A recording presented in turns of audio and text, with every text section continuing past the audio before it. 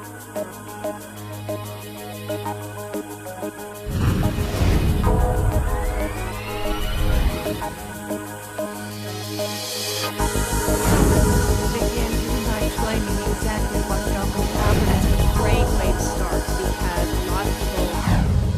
following program was recorded at Work's annual conference in Orlando, Florida.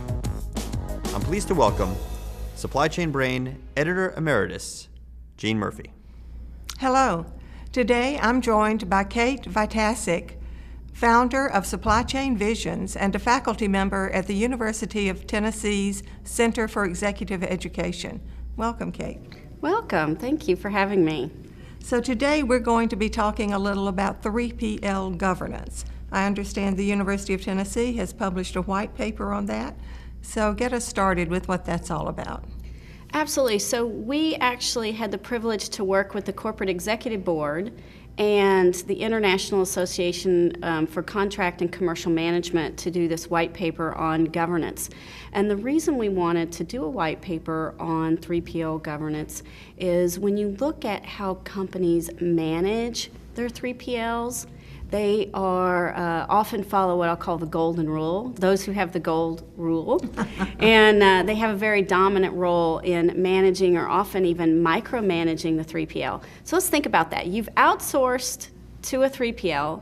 They're supposed to, it's non-core, right? You outsource because you're not good at something. It's not a core competency. And then you micromanage your supplier. It's not a good thing. And so what we wanted to do was write a white paper on some of the best companies and what they're doing with regards to governance. And we just released that white paper with the Corporate Executive Board and IACCM. So we're very pleased to put forth some educational material around governance.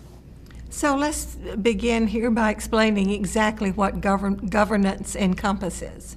That's a great way to start because a lot of people really don't have a good definition of governance. And governance is really how you manage the business, right? If you think about a governing body, it's somebody who manages or oversees. And we want to use that same kind of philosophy, but we don't want to have a bureaucratic, kind of a political governance. We want to have a business governance.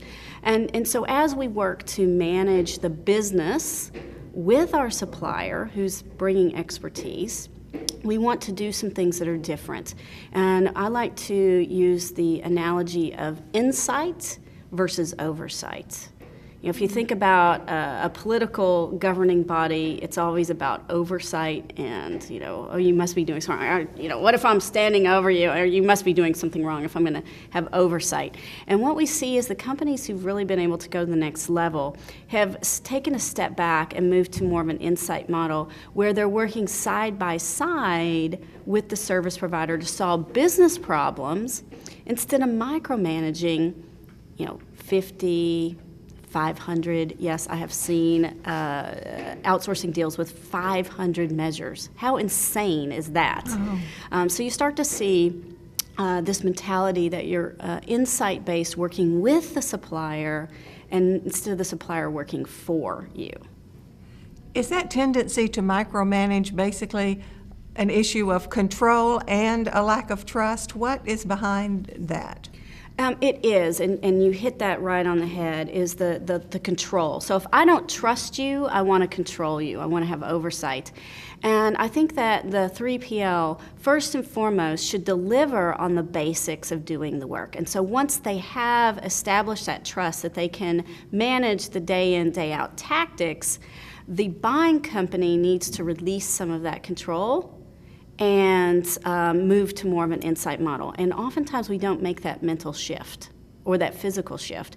And a lot of times it's because the people who were originally doing the work didn't shift to the service provider or didn't shift to other roles, and you just have this layer of people who were used to doing the work and now have to manage the supplier. And of course, the supplier can never do it the exact same way that they were doing it themselves. It's never good enough. So in looking at the companies that you think are doing this well, can you identify some of the best practices they have in place?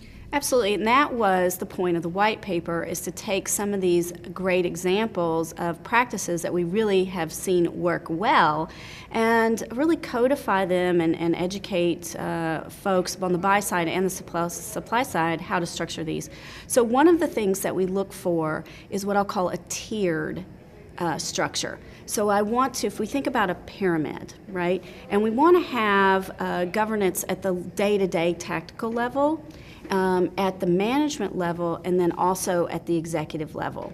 And the reason why we want to have a tiered approach is if you think about where a company's headed and they want to have a desired outcome, a desire is something you want but don't have, and an outcome's a result, you need to implement good ideas and make investments in the business. And so often these good ideas get stuck at the lower level because people don't have authority to make the changes. And so we want those ideas to come up that tiered structure and kind of liberate those ideas so that a good idea gets vetted, gets approved, and gets implemented. So that's one area. Another area that we like to see is what I'll call a peer-to-peer, often known as the reverse bow tie.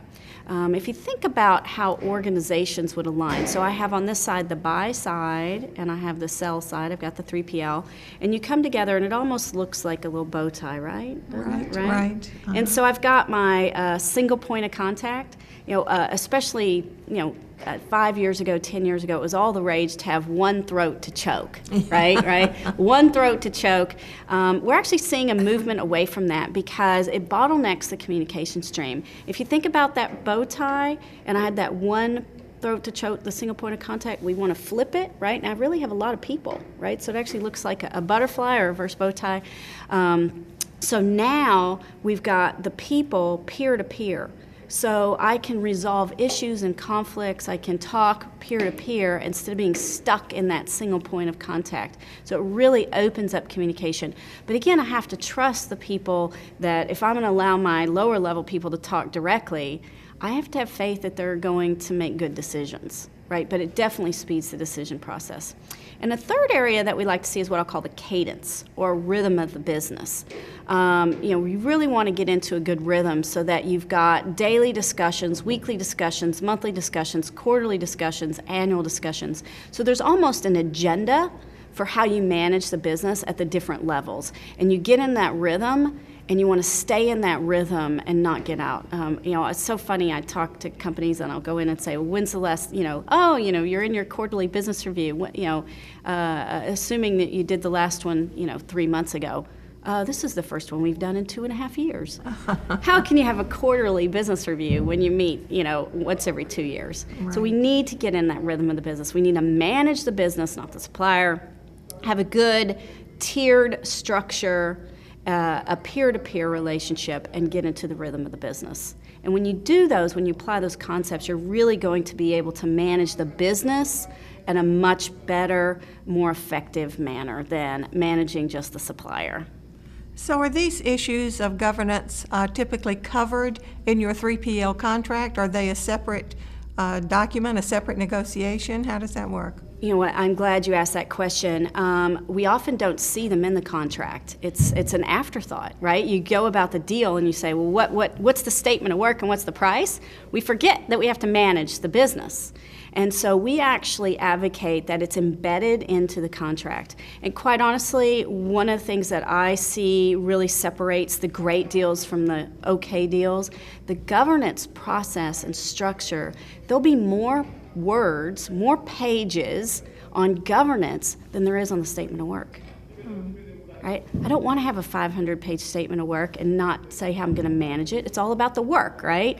And instead, you actually want to have flexibility. Business happens, you see a smaller statement of work and a larger proportion of the contract size, number of pages, and how you're going to manage the business. It is managing the business, not the supplier. Right. Can you relate this to the work you've done on vested outsourcing? Absolutely. In a good vested deal, you will see those elements that I just talked about. So I don't think we have seen a single vested outsourcing deal that hasn't had those elements of a good governance. It's a sine qua non, without which there's nothing. You can't have a good business deal if we're not managing the business. And that is why they embed it into the contract. You're contractually obligated to manage in an insightful way. Excellent. Thank you so much for being with us today. Well, thanks, Jean. I've been speaking with Kate Vitasek of Supply Chain Visions and the University of Tennessee. Thank you for watching.